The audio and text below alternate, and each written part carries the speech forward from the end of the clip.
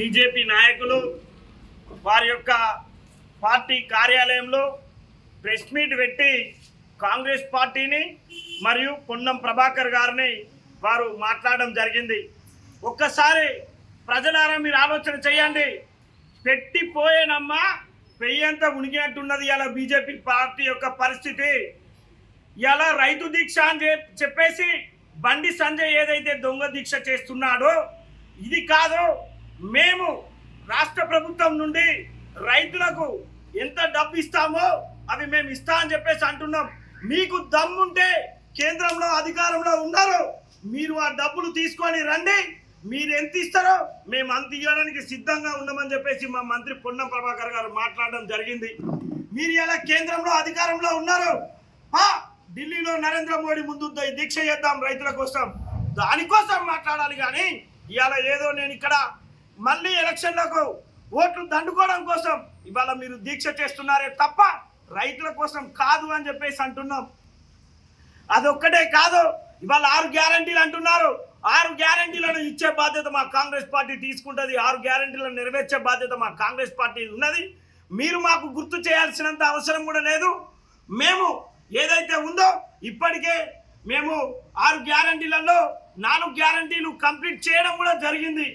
కానీ ఇవాళ మీరు ఏమంటున్నారు, ఈ కాంగ్రెస్ పార్టీని వదిలిపెట్టేది లేదు, వారు ఎంబడి పడతామంటున్నారు. మీరు స్థోయి తప్పినోళ్ళు ఒక్కసారి మీరు ఆలోచన చేసుకోండి, ఆత్మవిమర్శ చేసుకోండి. 15 లక్షల రూపాయలు జీరో అకౌంట్లో తీసుకున్న వారికి మీరు 15 లక్షల రూపాయలు ఇస్తా అన్నారు. ఇయాటికి రూపాయి వేయలేదు. నల్లధనాన్ని బయటికి తీసుకొస్తా అన్నారు. ఒక్క రూపాయి కూడా తీసుకొచ్చిన దాఖలాలు లేవు. మళ్ళీ ఇవాళ మాట్లాడుతున్నారు. ఆనాడు బండి సంజయ్ అధికారంలో లేని రోజు ఏదన్నా చిన్న ప్రాబ్లం ఇష్యూ జరిగింది అని అంటే కరీంనగర్లో ఉన్న మసీదును గడపాలేసి గుద్దిన రోజులున్నాయి. 10 ఏళ్ళ అధికారంలో ఉన్నావు, ఒక్క పెళ్ళ కూడా తీయలేదు బిడ్డ. మళ్ళీ ఏ ముఖం పెట్టుకొని వాళ్ళ ఓట్లు అడుగుతున్నాం అని చెప్పేసి అంటున్నాం. రైట్, రామ మందిరం అని చెప్పేసి రాముడి పేరుతో ఓట్లు అడుగుతున్నారు. రాముడు అంటే ఒక బీజేపీ వారికే కాదు, ప్రతి ఒక్కరికి దేవుడే. మీరు చేసిన అభివృద్ధి మీద మేము ఓట్లు అడగమని అంటున్నాం. అభివృద్ధి కాకుండా రాముడు రాముడు అని చెప్పేసి అడుగుతున్నాం. రాముడు అందరికీ దేవుడే కదా, మేము కూడా రాముడిని మొక్కుతాం. ప్రజాక్షేత్రంలో నిలబడి ప్రజల కోసం ఆలోచన చేయాలి తప్ప మీరు ప్రజల కోసం కాకుండా ఆదాని అంబానీ లాంటి వాళ్లకు వేల కోట్ల రూపాయలు మాఫీ చేసిన ప్రభుత్వం మీది. రైతుల కోసం ఆలోచన చేసే ప్రభుత్వం మాది. కానీ ఇంకా మీరు దొంగ దీక్షలు చేయడం మానుకోండి అని చెప్పేసి మా మంత్రి గారు సూటిగా ప్రశ్నించడం జరిగింది. ఇంకొకటి అన్నారు, కరీంనగర్ నుండి పొన్నం ప్రభాకర్ను ఎంపీగా పోటీ చేయమని దమ్ముంటే అని అన్నాడు. 3 సార్లు ఓడిపోయినా మీ మీద మేము పోటీ చేయడం ఏంది అని అంటున్నాం. ఇలా మేము మీ మీద 3 సార్లు ఓడిపోయారు కదా, మీరు ఏదైతే ఉందో మీరు సరిగా పని చేయలేదు, ప్రజలను పట్టించుకోలేదు అని చెప్పేసి మీకు బుద్ధి చెప్పి ఓడగొట్టడం జరిగింది. ఇవాళ మళ్ళీ ఓడిపోయినోనికి ఎంపీ టికెట్ ఇస్తా అంటున్నారు. ఎవరు గతి లేక ఇవాళ బండి సంజయ్ పోటీకి ఎంపీకి టికెట్ ఇస్తున్నారే తప్ప అక్కడ ఇంకెవరైనా క్యాండిడేట్ కనుక ఉండేది ఉంటే బండి సంజయ్కి ఎంపీ టికెట్ కూడా వచ్చేది కాదు.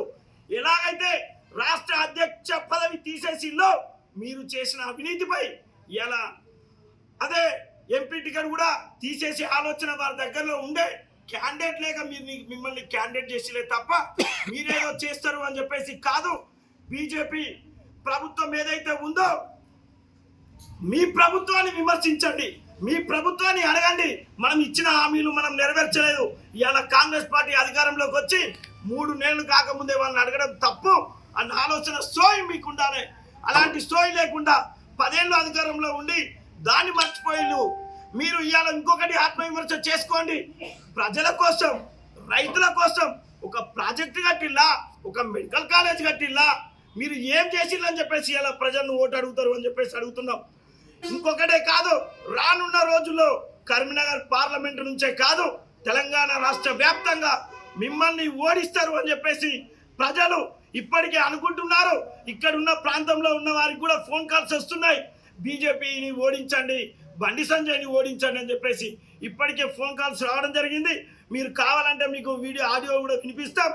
బుద్ధి చెప్తున్నాం.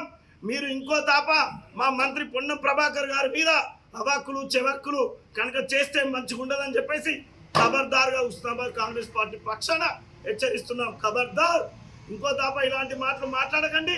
ఏదైనా ఉంటే ప్రజాక్షేత్రంలో రానున్న రోజుల్లో తేల్చుకుందాం. దానికి మీరు సిద్ధమండి అని చెప్పేసి ఉస్మానాబాద్ కాంగ్రెస్ పార్టీ పక్షాన డిమాండ్ చేస్తున్నాం.